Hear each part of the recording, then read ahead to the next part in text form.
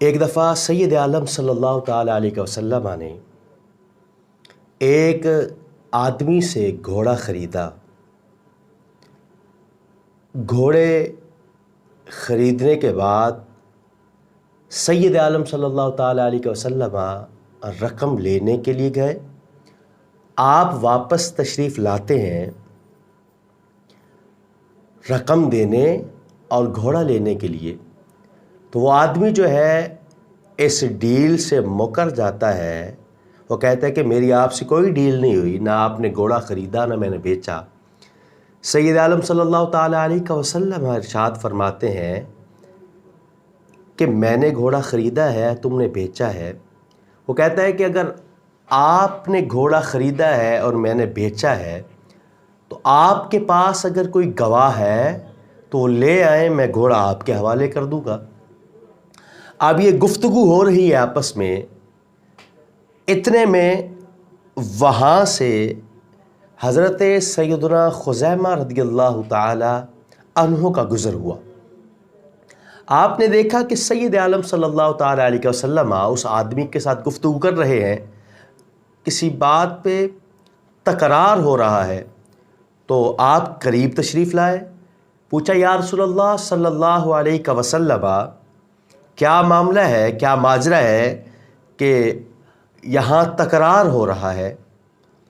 سید عالم صلی اللہ تعالیٰ علیہ وسلم نے ارشاد فرمایا، اے میرے صحابی، میں نے اس بندے سے گھوڑا خریدا، اس نے بیچا، اب رقم دینے آیا ہوں، گھوڑا لینے آیا ہوں، تو یہ آدمی کہتا ہے کہ اگر آپ کے پاس کوئی گواہ ہے تو پیش کر دیں، میں گھوڑا دے دوں گا۔ جیسے ہی حضرت سیدنا خزیمہ رضی اللہ تعالی عنہ نے سنا تو فوراً پکار اٹھے کہ میں گواہی دیتا ہوں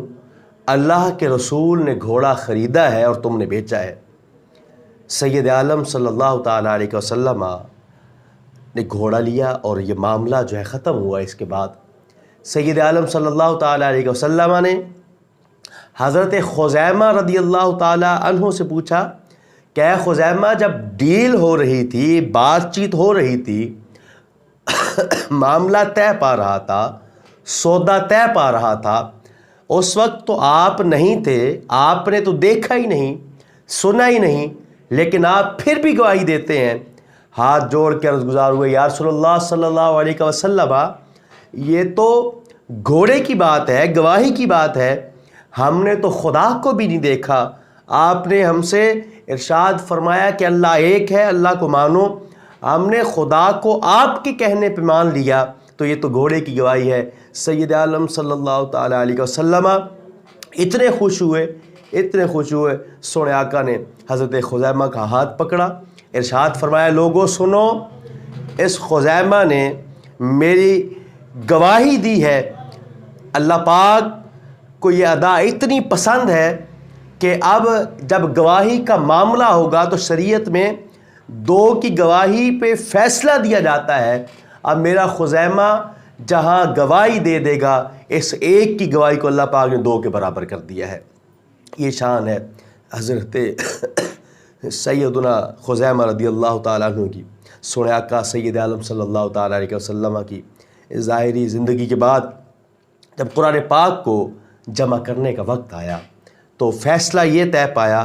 کہ جو آیت دو صحابیوں کو یاد ہوگی وہ آیت قرآن کا حصہ ہوگی، اور سورہ توبہ کی آخری آیت بینات کے بارے میں ملتا ہے کہ جب یہ لکھنے کا وقت آیا تو مجمع سامنے ہے، یہ آیت کریمہ سنائی گئی، تو اب دو صحابہ کا ہونا جو ہے ضروری تھا، دو صحابہ کی گواہی ضروری تھی۔ اب حضرت خزیمہ نے ہاتھ کھڑا کیا، صحابہ نے کہا کہ یہ آیت اگر دو صحابہ کو یاد ہے تو لکھی جائے گی، لیکن حضرت خزیمہ کہتے ہیں صحابہ کی جماعت، تمہیں یہ آیت لکھنی پڑے گی، تمہیں یہ آیت لکھنی پڑے گی۔ تو بات یہ ہوئی کہ دوسرا گواہ بھی لانا ہوگا۔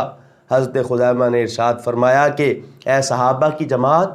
اس دن کو یاد کرو جب سید عالم صلی اللہ تعالی علیہ وسلم نے مجھ خزیمہ کی گواہی کو دو کے برابر کیا تھا۔ تو صحابہ کرام علیہم رضوان نے یہ بات سن کے اپنے سر جو ہے تسلیم خم کر دیے اور فرمایا کہ جن خزیمہ کی گواہی کو سید عالم صلی اللہ تعالیٰ علیہ وسلم 2 کے برابر کر جائیں اس خزیمہ کی گواہی کو ضرور لیا جائے گا۔ تو یہ شان ہے حضرات صحابہ کرام کی۔ اللہ پاک حضرت خزیمہ رضی اللہ تعالیٰ عنہ کی مرقد پہ اپنی انوار و تجلیات کی بارشیں عطا فرمائے، اور جیسا یہ سید عالم صلی اللہ تعالیٰ علیہ وسلم سے عشق کرتے تھے، پیار محبت کرتے تھے، اللہ پاک ہم سب کو سرکار دو عالم صلی اللہ تعالیٰ علیہ وسلم سے سچی پکی محبت کرنے کی توفیق عطا فرمائے۔